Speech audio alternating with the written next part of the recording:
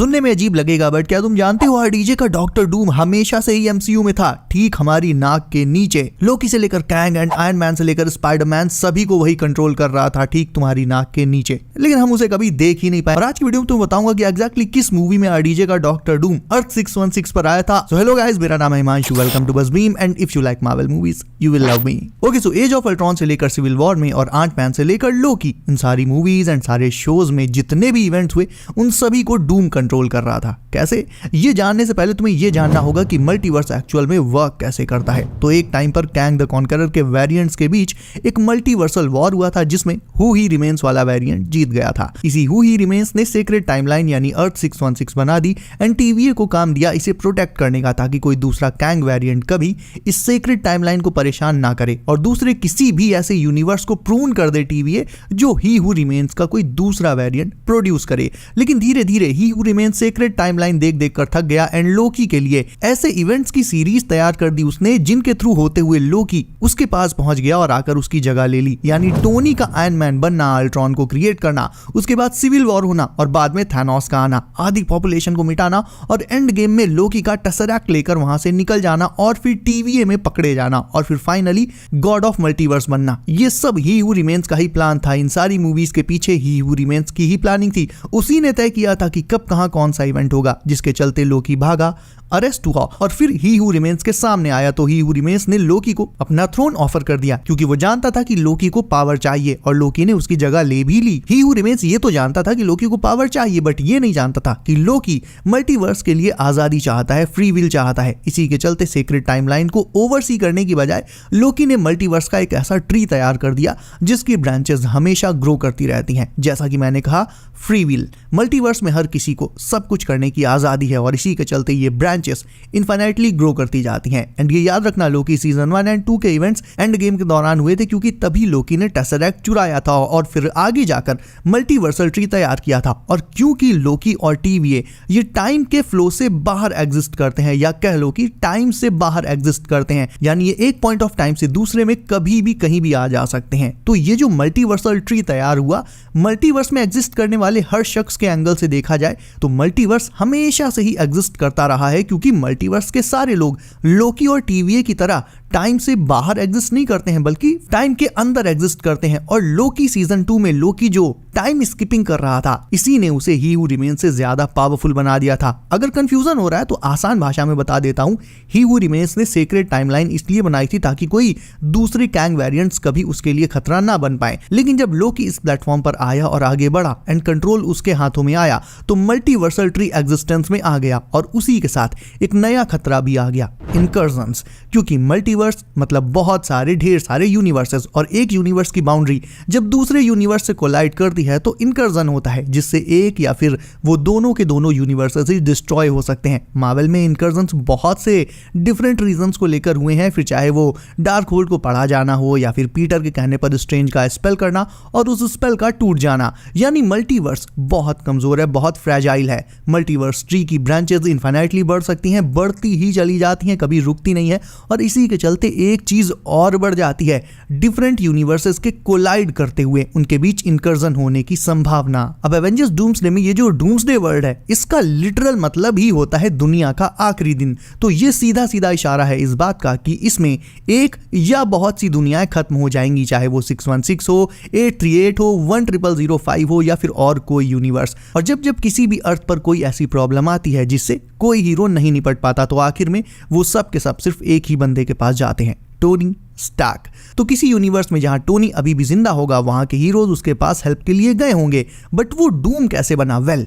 Comics में Victor von Doom की mother ने अपनी सोल मेफिस्टो को बेच दी थी। डूम उसे बचाने के लिए एक डिवाइस बनाता है जिससे वो हेल में जा सके, बट उसका ये प्लान उस पर बैकफायर कर जाता है और उसका चेहरा स्कार्ड हो जाता है। तो इसी से इंस्पिरेशन लेते हुए एवेंजर्स डूम्सडे में हमें टोनी का कोई ऐसा वेरिएंट देखने को मिल सकता है जिसके किसी लव्ड वन के साथ भी कुछ इसी तरह की चीजें हुई हो। फॉर एग्जाम्पल, एमसीयू में पेपर टोनी को बहुत प्यारी है, तो हो सकता है कि किसी और यूनिवर्स में पेपर मर गई हो या बीमार हो एंड उसका इलाज उस यूनिवर्स में ना हो। उस इलाज को ढूंढने के लिए टोनी कोई डिवाइस बनाए मल्टीवर्स में जाने के लिए, बट ये डिवाइस उस पर बैकफायर कर जाए और उसका चेहरा खराब हो जाए। और हम जानते हैं कि टोनी बहुत आगे की सोचता है। जैसे हमारा टोनी अपनी अर्थ को प्रोटेक्ट करने के लिए एक सुरक्षा कवच बनाना चाहता था जो कि बाद में करप्ट होकर अल्ट्रॉन बन गया था, ठीक वैसे ही वो दूसरा टोनी वेरिएंट भी एक ऐसा कवच बनाना चाहेगा जो इनकर्जन प्रूफ हो, और वो चाहेगा एक ऐसी परफेक्ट दुनिया जिसमें इनकर्जन का कोई चांस ही ना हो, 0 चांस। और ये 100% तभी पॉसिबल है जब एक यूनिवर्स के अलावा कोई दूसरा यूनिवर्स हो ही ना, क्योंकि जब तक एक से ज्यादा यूनिवर्सेस होंगे उनके कोलाइड होने से इनकर्जन होने की पॉसिबिलिटी हमेशा बनी रहेगी। तो अगर इनकर्जन की पॉसिबिलिटी को 100% खत्म करना है तो इसका सिर्फ और सिर्फ एक ही रास्ता है कि बाकी के सारे यूनिवर्सेस को खत्म कर दिया जाए और बस एक ही यूनिवर्स, एक ही दुनिया बचे जिसमें वो टोनी वेरिएंट रूल करता हो। समझ रहे हो ना? लेकिन टोनी ऐसा करेगा क्यों? क्या वो दुनिया पर रूल करना चाहता है? वेल, रीजन मैंने बताया। फर्स्ट, बिकॉज वो अपनी दुनिया को इनकर्जन्स और डिस्ट्रक्शन से बचाना चाहता है, एंड सेकंड, टोनी का ईगो हमेशा से बहुत बड़ा रहा है। इवन डेडपूल एंड वुल्वरीन में हमने एंकर बीइंग्स को देखा, तो उस टोनी वेरिएंट ने भी ये देखा होगा, एंड मे भी बहुत सारी यूनिवर्सेस में इंक्लूडिंग R616 एंकर बीइंग और कोई नहीं, टोनी स्टार्क ही रहा होगा। तो डेफिनेटली उस टोनी वेरिएंट को यही लगता होगा कि वो मल्टीवर्स का सबसे ज्यादा इंपॉर्टेंट बंदा है एंड मल्टीवर्स को सिर्फ और सिर्फ वही बचा सकता है, उसका रूल बचा सकता है। बट अगर तुम्हें ये लग रहा है कि मैं फेक रहा हूं तो नहीं, ऐसा नहीं है। तुम्हें ऐसा इसलिए लग रहा होगा कि उस टोनी वेरिएंट जो डूम बनेगा उसे मल्टीवर्स के बारे में आखिर इतना कुछ कैसे पता चलेगा? वेल, इजी है। इसे एमसीयू में ऑलरेडी टीज किया जा चुका है। लोग कई बार सपने में ही अपने दूसरे मल्टीवर्सल वेरिएंट को देख लेते हैं। ये चीज मल्टीवर्स ऑफ मैडनेस में खुद स्ट्रेंज ने वोंग को बताई थी, और टोनी को कई बार हमने फ्यूचर वगैरह के बारे में सपने देखते हुए भी देखा है। उसने अपनी बेटी का सपना देखा। हमारा एक बच्चा, इतना सच्चा था सपना, हमने उसका नाम भी तुम्हारे पगलेट अंकल के नाम पे रखा था। तुम सपना देख के उठे तो मैं माँ बनने वाली थी। हाँ। वांडा ने जब उसे विजन्स दिखाए तो भी उसने एवेंजर्स का खात्मा देखा था। तो क्या पता ये जो विजन था ये किसी और ही यूनिवर्स का हो जहां उसने एवेंजर्स की मौत देखी हो। यानी हो सकता है टोनी हमेशा से अपने सपनों में मल्टीवर्सल चीजें देखता रहा हो, और जब अपना टोनी ये सब देख सकता है तो जाहिर है दूसरे यूनिवर्सेस के टोनी भी देख सकते होंगे। अब तुम्हें सबसे मजेदार बात बताता हूँ, टोनी ने एंड गेम में टाइम ट्रैवल इन्वेंट किया। ओके, कॉमिक्स में डॉक्टर डूम एक तरह का टाइम प्लेटफॉर्म यूज करता था, ठीक वैसा ही जैसा हमने कैंग वेरिएंट्स को यूज करते हुए देखा था। इवन रीड रिचर्ड्स भी ये प्लेटफॉर्म टेलीपोर्ट मारने के लिए यूज करता था। तो हो सकता है कैंग और कोई नहीं बल्कि किसी ऐसे ही टोनी स्टार्क वेरिएंट का नाती पोता रहा हो, डिसेंडेंट रहा हो, जिसने अपने पूर्वजों की टाइम ट्रैवलिंग टेक्नोलॉजी को हासिल किया और उसे और भी ज्यादा रिफॉर्म किया, उसे अपग्रेड किया। क्योंकि इतनी सारी सिमिलैरिटीज कॉमिक से, ये महज एक इत्तेफाक तो नहीं हो सकती। और मैंने तुम्हें बताया था कि डूम्सडे में भले ही कैंग डायरेक्टली नहीं आएगा, लेकिन उसका नाम कई जगह लेकर उसे टीज किया जाएगा, तो इससे ये थ्योरी और भी ज्यादा सॉलिड हो जाती है। तो डूम्सडे में कोई ऐसी सिचुएशन बन सकती है जहां चूज करने की बात आ जाए कि कौन सा यूनिवर्स इनकर्जन से डिस्ट्रॉय होने से बचाया जाए, एक्समैन का यूनिवर्स बचाया जाए या एवेंजर्स का बचाया जाए। ऐसे में मल्टीवर्स को बचाने, उसे स्टेबल करने के लिए चाहिए होगी ढेर सारी कॉस्मिक एनर्जी, जो पाने की डूम पूरी कोशिश करेगा। और कॉमिक्स में भी डूम ऐसा कई बार कर चुका है। उसने सिल्वर सर्फर की एनर्जी चुराने की कोशिश करी थी, उसने बियॉन्डर्स तक की पावर्स एब्जॉर्ब करी हैं। ऐसे में मूवीज में वो सबसे पहले TVA की टेक चुराने जाएगा। आफ्टर दैट वो कॉमिक्स की तरह गैलेक्टस की एनर्जी भी चुराने की कोशिश करेगा। एंड गैलेक्टस तो अभी फैंटास्टिक फोर में आ ही रहा है, और मैंने तुम्हें अपनी लास्ट वीडियो में ये भी बताया था कि फैंटास्टिक फोर में गैलेक्टस मरेगा नहीं। अब 616 MCU का सबसे इंपॉर्टेंट यूनिवर्स है, ये सब जानते हैं, और आई थिंक RDJ का डूम यहां पर ऑलरेडी एक बार पहले आ चुका है। कब?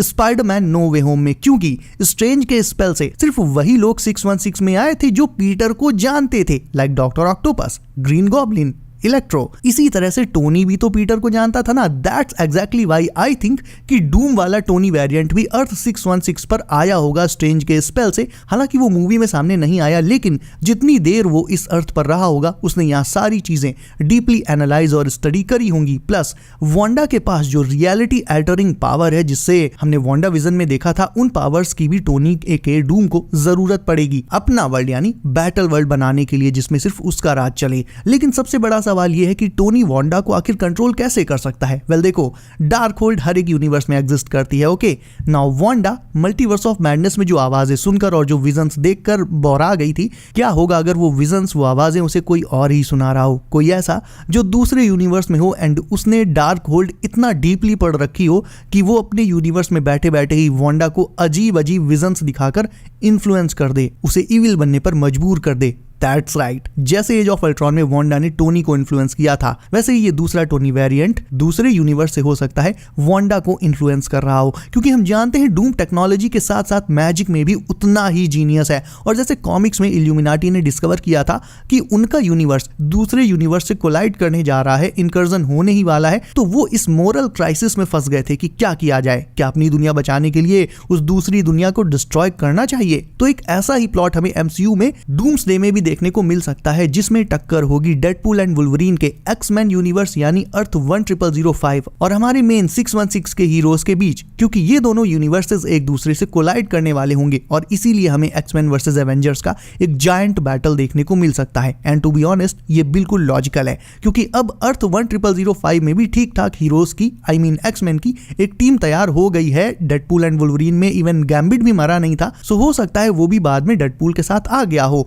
एंड इधर ब्रेव न्यू वर्ल्ड के एंड में सैम नए हीरोज की टीम को असेंबल कर ही लेगा, उसके बाद थंडरबोल्ट्स की टीम तैयार होनी है। तो ये सब कुछ मिलाकर एक्समैन वर्सेस एवेंजर्स के बीच एक जायंट बैटल का रूप ले लेगा, इतना बड़ा बैटल जिसके आगे एंड गेम का फाइनल बैटल भी कुछ नहीं होगा। एंड टू बी ऑनेस्ट ये बैटल बस एक डिस्ट्रैक्शन होगा, ठीक सिविल वॉर की तरह, जहां एवेंजर्स आपस में लड़े मरे जा रहे थे और बैकग्राउंड में जीमो अपने प्लान में कामयाब होता जा रहा था। तो एवेंजर्स वर्सेस एक्समैन का ये जो मेगा बैटल होगा ये सिर्फ और सिर्फ एक डिस्ट्रैक्शन होगा। हीरोज आपस में लड़ते रहेंगे एंड ये ध्यान ही नहीं दे पाएंगे कि डूम आखिर कर क्या रहा है। एंड इसी बीच डूम धीरे से गुल्ली अटका देगा, वो इधर उधर से एनर्जी चुरा उरा के पहले तो मल्टीवर्स को डिस्ट्रॉय करेगा एंड उसके बाद वांडा की पावर्स की हेल्प से बैटल वर्ल्ड क्रिएट कर देगा। तो एक्चुअल में मार्वल में अब तक जितने भी मेजर इवेंट्स हुए हैं ज्यादातर के पीछे टोनी एके डूम वेरिएंट का ही हाथ था। उसने टीवीए को भी स्टडी किया होगा जो टाइम के बाहर एग्जिस्ट करता है, तो डूम को पता है कि बहुत पहले पास्ट में क्या हुआ है, आगे आने वाले फ्यूचर में क्या होने वाला है।